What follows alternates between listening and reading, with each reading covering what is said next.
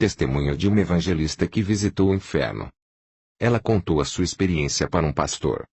Ouça atentamente o relato da sua experiência de ir ao inferno, para que você, pregador e pregadora da palavra de Deus, cantores e cantoras, irmãos e irmãs em Cristo Jesus, venham a se consertar com o nosso Senhor e Salvador Jesus Cristo, e não venham a cair nesse lugar de tormento eterno.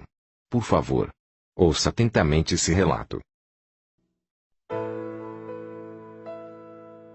Eu me deixei ser chamada por serva do Senhor. Escute isto. Eu me deixei ser chamada serva do Senhor por 38 anos, trabalhando pelo Concílio Nacional das Assembleias de Deus nos Estados Unidos.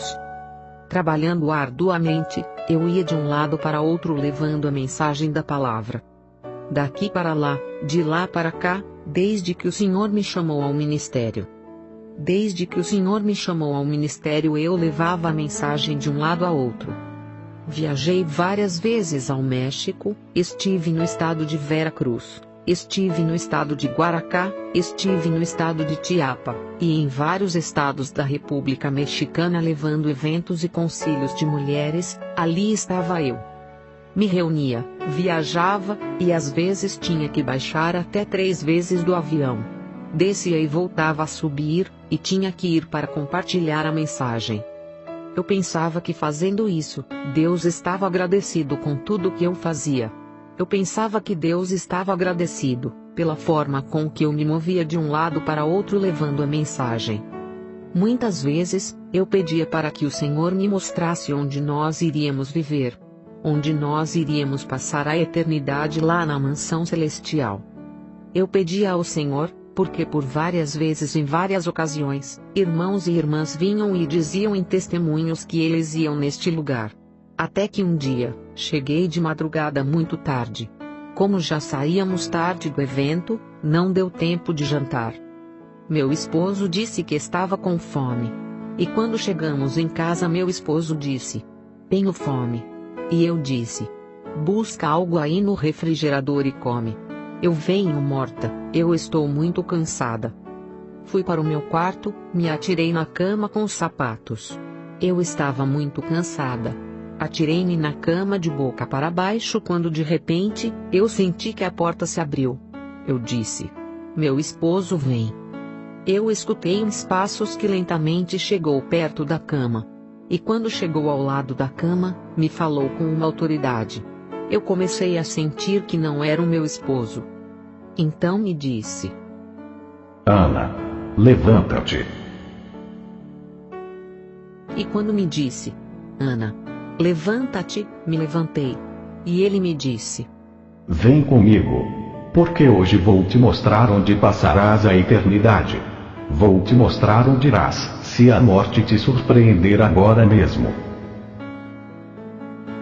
Então ele agarrou as minhas mãos, e começamos a baixar. A minha surpresa, foi que eu pensei que iríamos subir aos céus. Eu pensei que iríamos subir. Mas a minha surpresa, é que não começamos a subir, mas começamos a descer, descer, e a descer. E havia uma escuridão enorme. Aquela escuridão era enorme. Se corria uma cortina de escuridão. Só havia a luz do esplendor do Mestre, que me levava agarrado em minhas mãos. Eu não podia soltar. Comecei a fazer força, porque sabia que iria ao inferno. E comecei a dizer: "Senhor, eu não posso ir nesse lugar." E ele ficava em silêncio, não me dizia nada, absolutamente nada. Somente me agarrava nas mãos fortemente. E seguimos descendo. E fomos baixando. E íamos baixando, até chegarmos ao coração da terra. Quando chegamos ao coração da terra, havia um portão enorme. Um portão enorme como que estivesse selado. E quando chegamos naquele lugar, o portão estava totalmente fechado até em cima. De repente, começou a abrir. Começou a abrir. E no momento em que começou a abrir, havia uma pequena cratera. Eu comecei a escutar os gritos e gemidos de 1000 almas, e milhões de almas. E daquele poço, saiu uma peste horrível. Eu comecei a segurar nas mãos do Senhor, e eu dizia: "Não, Senhor. Nesse lugar, eu não posso ir." E ele seguia em silêncio. Não me dizia absolutamente nada. De repente, a porta se abriu completamente. Quando se abriu, ele me olhou e me disse: Conhece esse lugar? Mas eu não suportava a brincadeira. Eu tive que chegar mais perto do corpo do mestre, porque do corpo dele saía uma brisa fresca que me refrescava. Quando eu saía um pouquinho de perto dele, sentia um calor insuportável. Um calor que não se aguentava. Uma peste horrível, que jamais senti desta maneira. E os gritos e alaridos de mil e milhares de almas em coro que se escutava dizendo: ai, ai. E assim se seguia aquele lamento. De repente, o Senhor continuou me olhando e me disse: Conhece este lugar? Eu lhe disse: Senhor, eu nunca vim nesse lugar. Mas por tua palavra, eu entendo que é o inferno. E o Senhor me disse: Certamente é o inferno. Aqui vêm todos os que cometem pecados, aqui vêm todos os que cometem maldades, aqui vêm todos os mentirosos. Todos os que cometem pecados vêm a este lugar. Todos aqueles que não se arrependem e não me recebem como seu Salvador.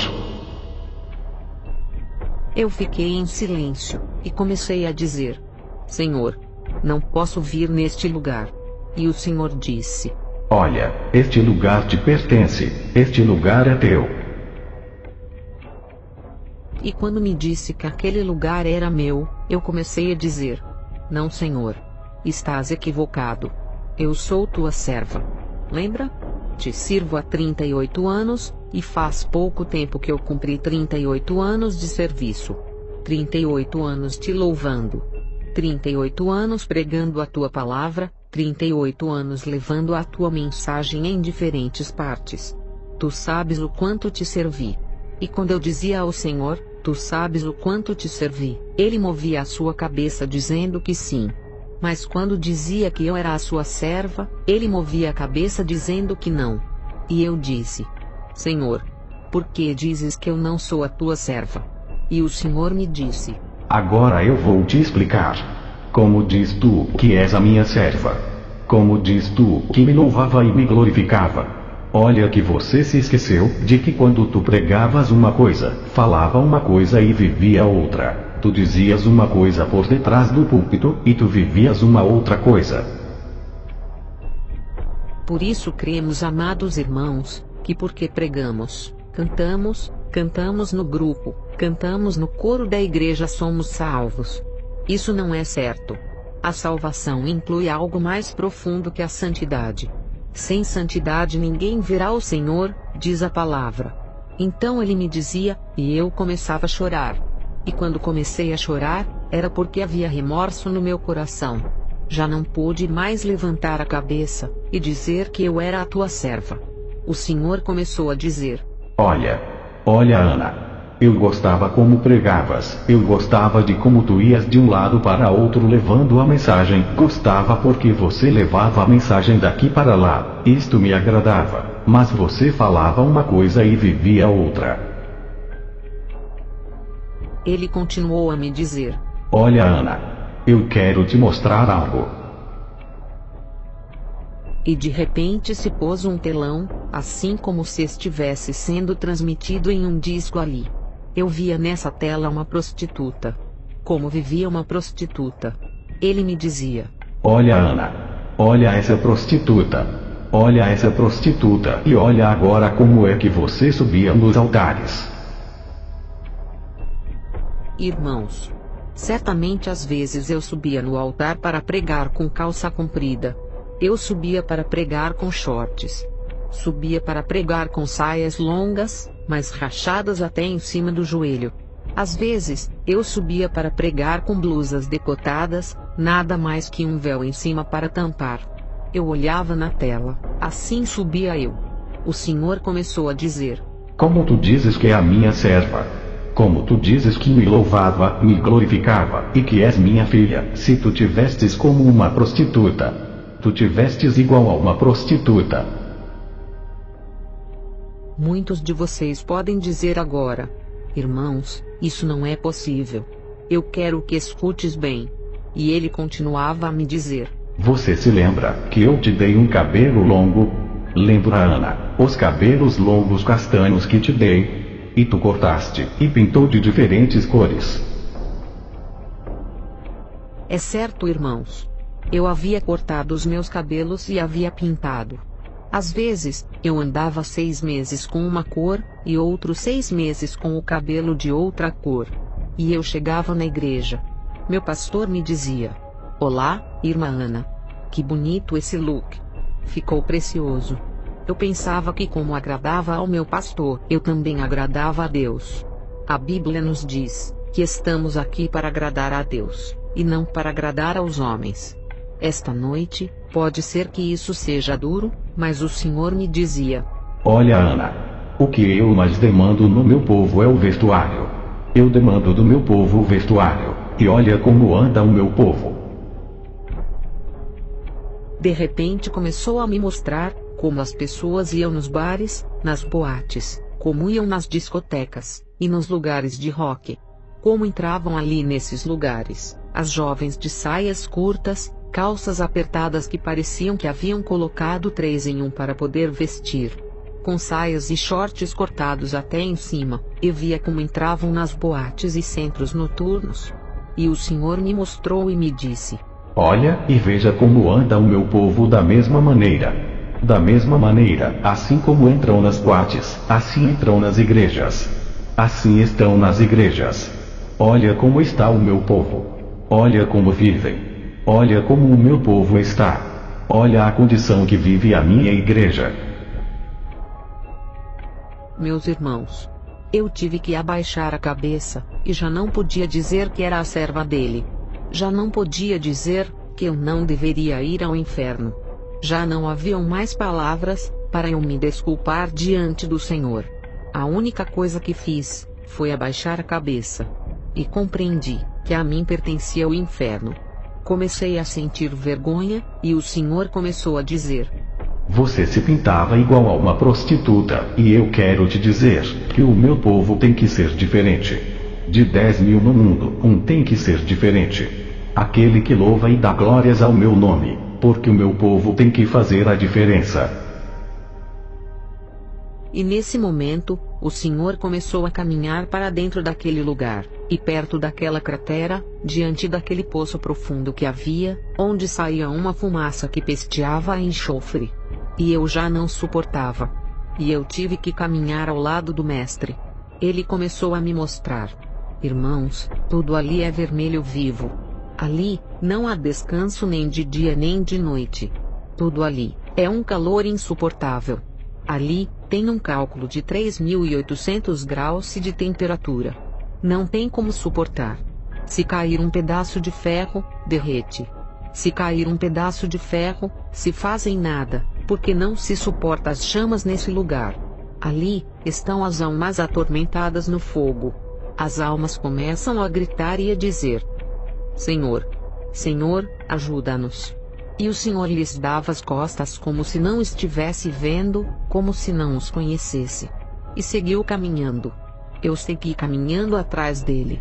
Ele começou a dizer: Olha, eu vou te dar uma última oportunidade.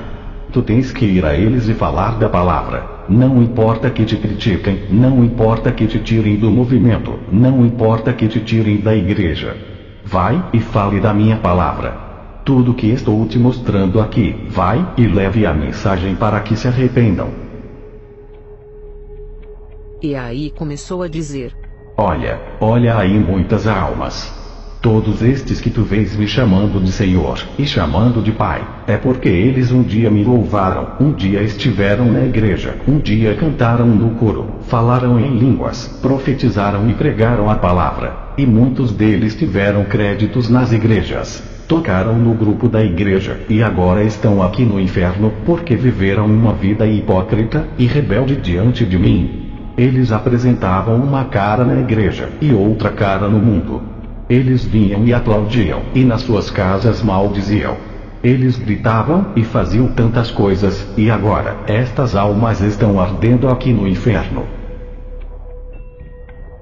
Muitos de nós cremos que não é nada mais do que ir na igreja cantar, pular, assobiar, se estribuchar no chão, fazer bugigangas, dizer que sente o Espírito Santo, e nada mais do que isso.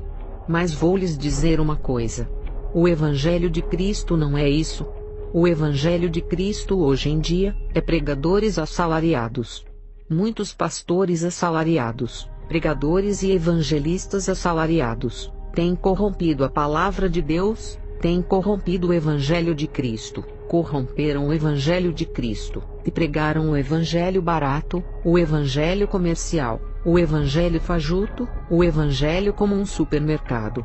Eu quero dizer, irmãos, que Deus quer que pregue a sua palavra, que fale a palavra tal como está. Deus quer almas que se arrependam. Irmãos, já não pude suportar. Eu ia chorando atrás dele. E de repente, ele começou a me dizer: vai, diga aos pregadores. Vai, diga.